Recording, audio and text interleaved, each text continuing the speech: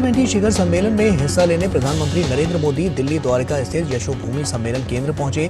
सम्मेलन में G20 सदस्य देशों के संसद के अध्यक्ष शिरकत कर रहे हैं।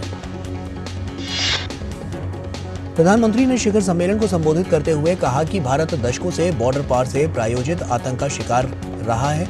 उन्होंने निराशा जताई कि आतंकवाद के मुद्दे पर दुनिया आज भी बिखरी हुई है और एक मत नहीं है। प्रधानमंत्री मोदी ने बताया कि भारत की विशालता, विविधता, वाइब्रेंसी और इसकी लोकतांत्रिक प्रक्रिया इतनी गहरी और अटूट है कि चाहे कितनी भी चुनौती क्यों ना हो, हर बार देश मुश्किलों से जीत जाता है। उन्होंने बिखरी हुई दुनिया से शांति, भाईचारा और आपसी सहयोग बढ़ाने का आग्रह किया। भारतीय संसदीय परंपरा और लोकतांत्रिक चर्चाओं और परिचर्चाओं को लेकर प्रधानमंत्री ने कई उदाहरण दिए। उन्होंने बताया कि किस तरह तमिलनाडु में 9वीं सदी के शिलालेख हों या अनुभव मंटपा की व्यवस्था, ये सभी भारत को लोकतंत्र की जननी का पुख्ता प्रमाण है। प्रधानमंत्री ने सहमति को लोकतंत्र की मजबूत कड़ी बताया। उन्होंने उम्मीद जताई कि G20 का ये सम्मेलन जनभागीदारी को सुनिश्चित करेगा और लोकतंत्र को सुदृढ़ करेगा। लोकतांत्रिक प्रक्रियाओं और परंपराओं में हर वर्ग, हर क्षेत्र के प्रतिनिधित्व को भारत सदियों से सुनिश्चित करता आया है। पीएम मोदी ने कहा कि इसी कड़ी में देश की विधानसभाओं और संसद में महिलाओं के प्रतिनिधित्व को सुनिश्चित करने का बड़ा फैसला लोकतांत्रिक तरीके से लिया गया। G20 शिखर सम्मेलन में लोकसभा अध्यक्ष ओम बिरला ने कहा कि नई दिल्ली घोषणा पत्र को सर्वसम्मति से स्वीकार किया जाना पीएम मोदी की लीडरशिप को दर्शाता है। उन्होंने कहा कि भारत की अध्यक्षता में G20 सम्मेलन से वैश्विक स्तर पर संसदों के बीच सहयोग बढ़ेगा। लोकसभा अध्यक्ष ने कहा कि पर्यावरण किसी एक का विषय नहीं है, ये हम सबकी जिम्मेदारी है। उन्होंने कहा कि भारत ग्रीन विकास को प्राथमिकता देते हुए अनेक पहल कर रहा है। G20 बैठकों के दौरान स्पीकर ओम बिरला ने द्विपक्षीय मुलाकातें भी की। दक्षिण कोरिया की नेशनल असेंबली के स्पीकर किम जिन पियो से भेंट भी की। स्पीकर बिरला ने भारत और दक्षिण कोरिया के मजबूत संबंधों का उल्लेख किया। लोकसभा अध्यक्ष ने कहा कि भारत और दक्षिण कोरिया के राजनयिक संबंधों के 50 वर्ष पूरे हो रहे हैं। उन्होंने कहा कि दोनों देशों के बीच राजनीति, व्यापार, निवेश, रक्षा, संस्कृति सहित कई क्षेत्रों में दोनों मजबूत साझेदार हैं। पार्लियामेंट 20 समिट में शामिल होने आए इटली, कोरिया, तुर्की, ब्राजील और नाइजीरिया सहित कई देशों के स्पीकर, सांसदों और प्रतिभागियों की धर्मपत्नियों ने दिल्ली में मॉडर्न आर्ट गैलरी का दीदार किया और भारतीय संस्कृति को करीब से देखने का उन्हें मौका मिला। उत्तर प्रदेश के अमेठी में सांसद खेलकूद प्रतियोगिता का समापन हो गया। प्रधानमंत्री मोदी ने वीडियो संदेश के माध्यम से खिलाड़ियों को बधाई दी और कहा, किसी भी समाज के विकास के लिए वहां खेलों का विकास होना आवश्यक है। पीएम मोदी ने कहा कि भाजपा के सैकड़ों सांसदों ने देश भर में अपने अपने क्षेत्रों में खेल प्रतियोगिता का आयोजन करके समाज और देश के विकास का नया रास्ता तैयार किया है। पीएम ने कहा कि खिलाड़ियों के लिए सरकार कई प्रकार की योजनाएं चला रही है। खिलाड़ियों को करोड़ों रुपए की सहायता भी दी जा रही है, जिससे वो देश विदेश में अच्छी ट्रेनिंग प्राप्त कर सकें। पीएम ने एशियाई खेलों में भारत का प्रतिनिधित्व करने वाले खिलाड़ियों को सराहा और कहा, एशियाई खेलों में हमारे एथलीटों के उत्कृष्ट प्रदर्शन से पूरा देश बहुत खुश है। उन्होंने कहा, एशियन गेम्स में भाग लेने वाले कई खिलाड़ी छोटे शहरों से हैं। ऑपरेशन अजय के तहत इजराइल के तेल अवीव हवाई अड्डे से 212 भारतीय नागरिकों को लेकर पहली उड़ान दिल्ली हवाई अड्डे पर उतरी। केंद्रीय मंत्री राजीव चंद्रशेखर ने एयरपोर्ट पर नागरिकों का स्वागत किया। केंद्रीय मंत्री राजीव चंद्रशेखर ने इजराइल से सुरक्षित स्वदेश लौटे भारतीयों के स्वागत के बाद कहा कि हमारी सरकार किसी भी भारतीय को कभी पीछे नहीं छोड़ेगी। हमारी सरकार प्रधानमंत्री उनकी सुरक्षा के लिए उन्हें सुरक्षित घर वापस लाने के लिए प्रतिबद्ध है। विदेश राज्य मंत्री वी मुरलीधरन ने नई दिल्ली में ऑपरेशन अजय के हिस्से के रूप में विदेश मंत्रालय के 24 घंटे के नियंत्रण कक्ष का दौरा किया। केंद्रीय मंत्री ने कहा कि स्थिति पर लगातार निगरानी रखी जा रही है और सरकार विदेशों में भारतीयों की सुरक्षा के लिए सदैव प्रतिबद्ध है।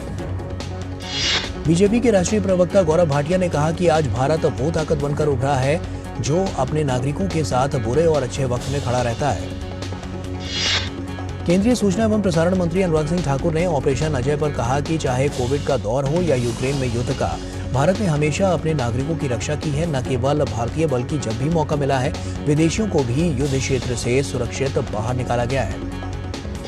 उपराष्ट्रपति जगदीप धनखड़ संसदीय सौध में आज हरियाणा से आए 28 किसानों को सम्मानित उन्होंने किया और इस अवसर पर उन्होंने किसानों से कृषि उत्पादों के लिए नई तकनीकों का उपयोग करने की भी बात कही। उन्होंने कहा कि केंद्र सरकार किसानों के कल्याण के लिए प्रतिबद्ध है।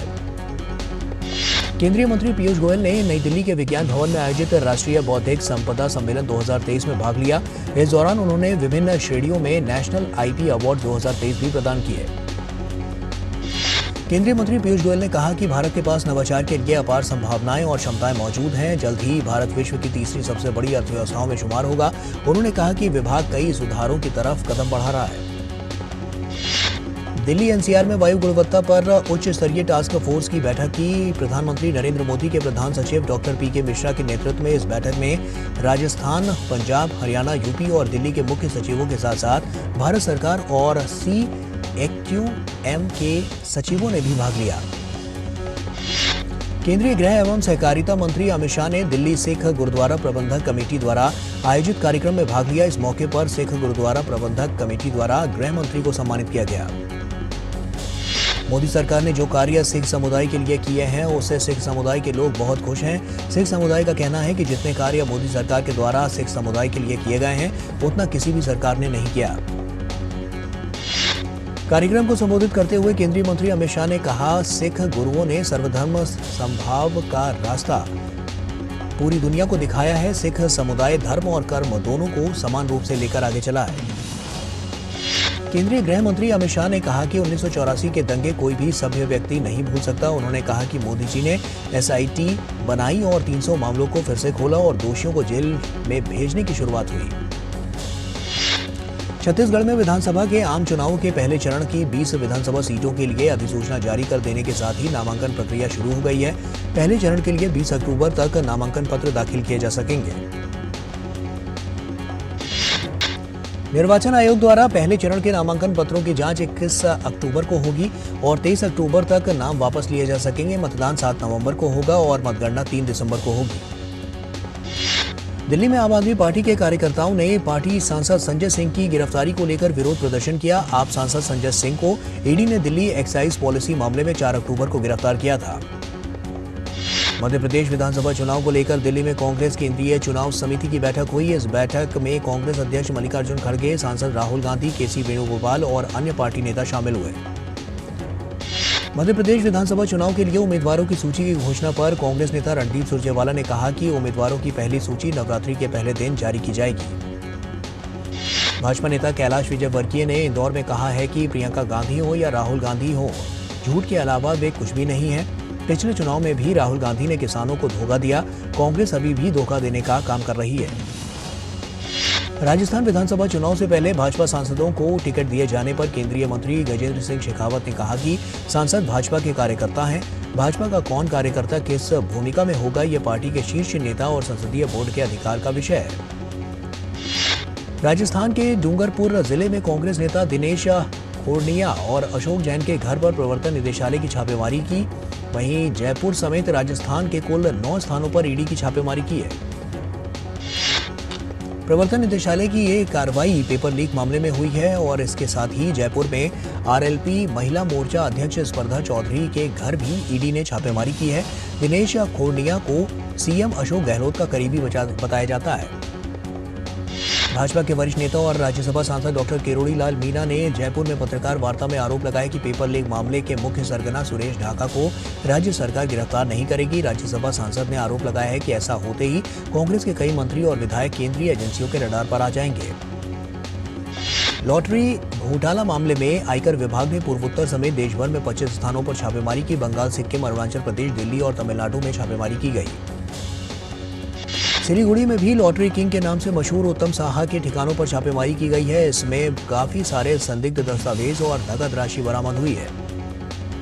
अमृतसर में अवैध तरीके से आने की कोशिश कर रहे 11 बांग्लादेशियों को पकड़ा गया है। अटारी ग्रामीण के DSP गुरिंदर पाल सिंह नागरा ने बताया है कि BSF की सूचना के आधार पर इन बांग्लादेशियों को पकड़ा गया है।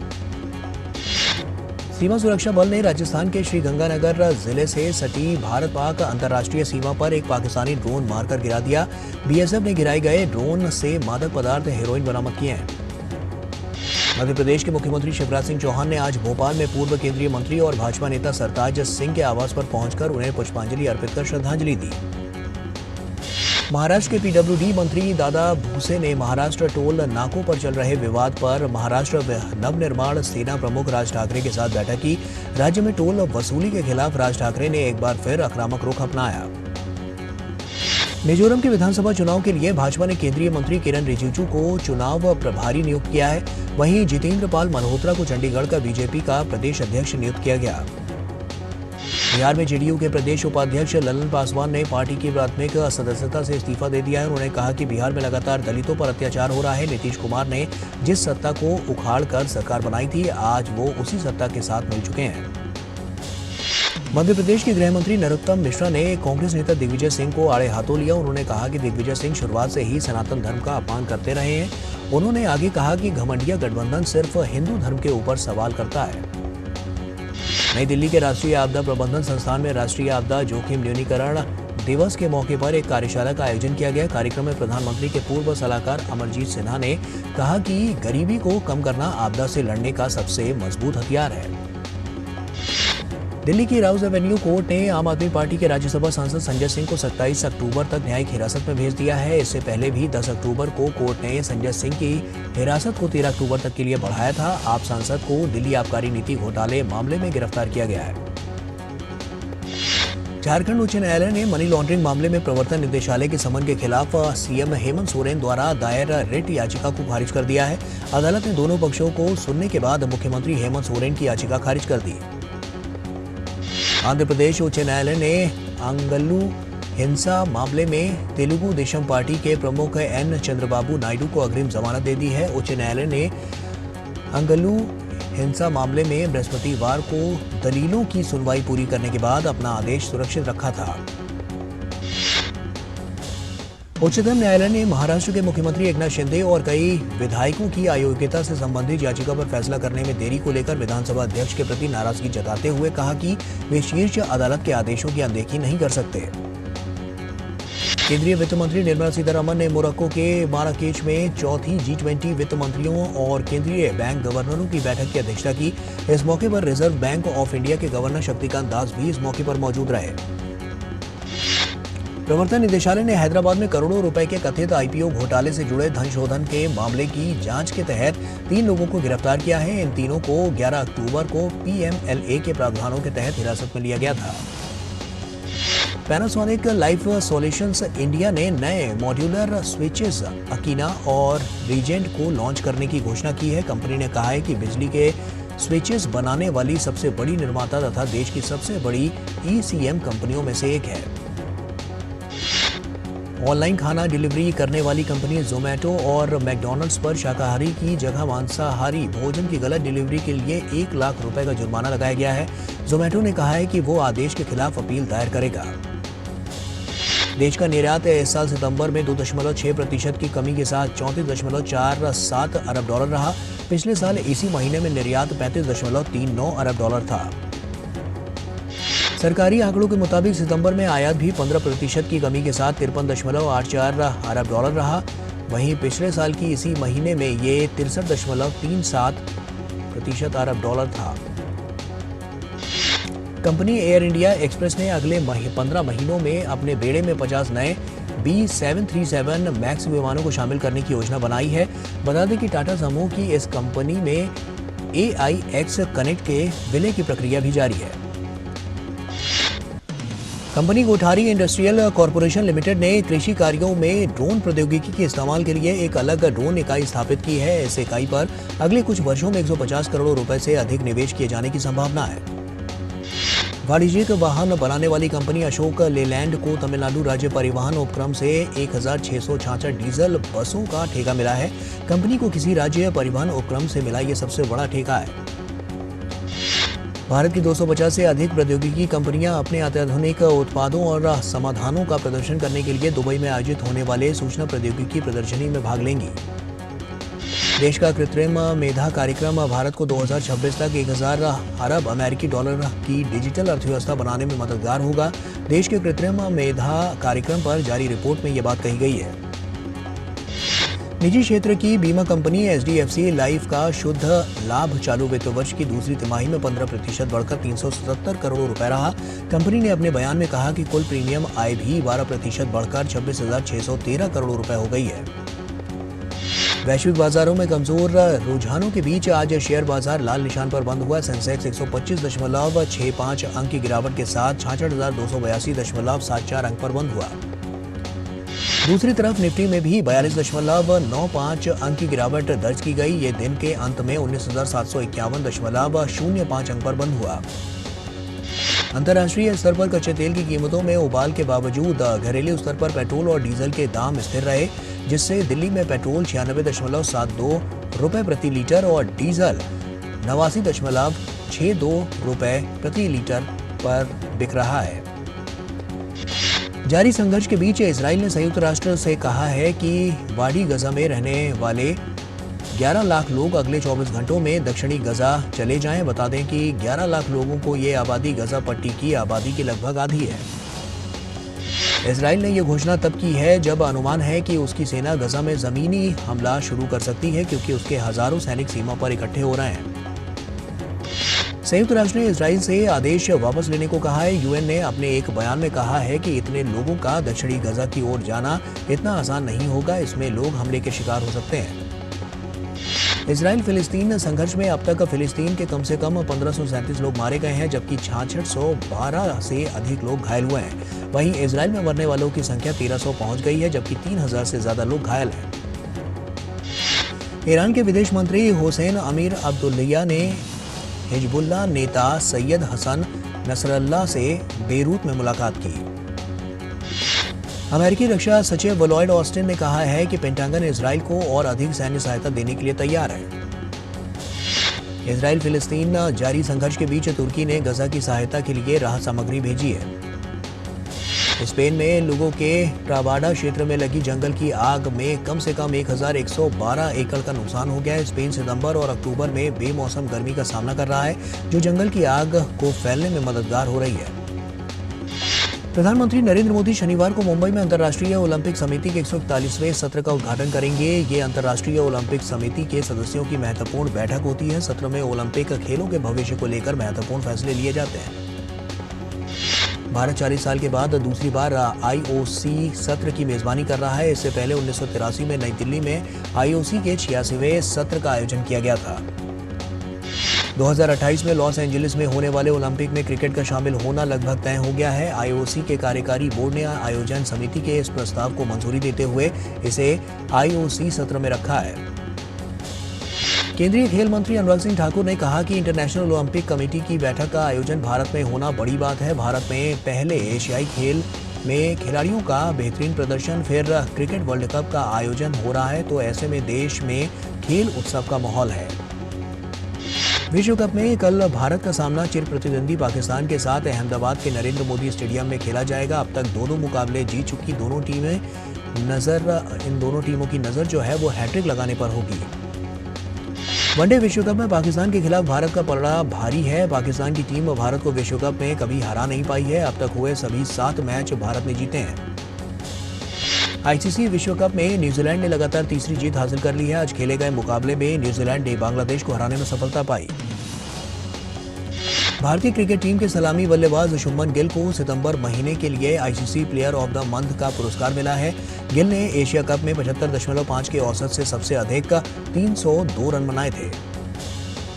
महिला वर्ग में श्रीलंकाई कप्तान चमारी अटापट्टू को प्लेयर ऑफ द मंथ चुना गया है। श्रीलंका की कप्तान चमारी अटापट्टू ने अपनी कप्तानी में टीम को इंग्लैंड के खिलाफ किसी भी फॉर्मेट में पहली सीरीज जीत दिलाने में अहम भूमिका निभाई थी।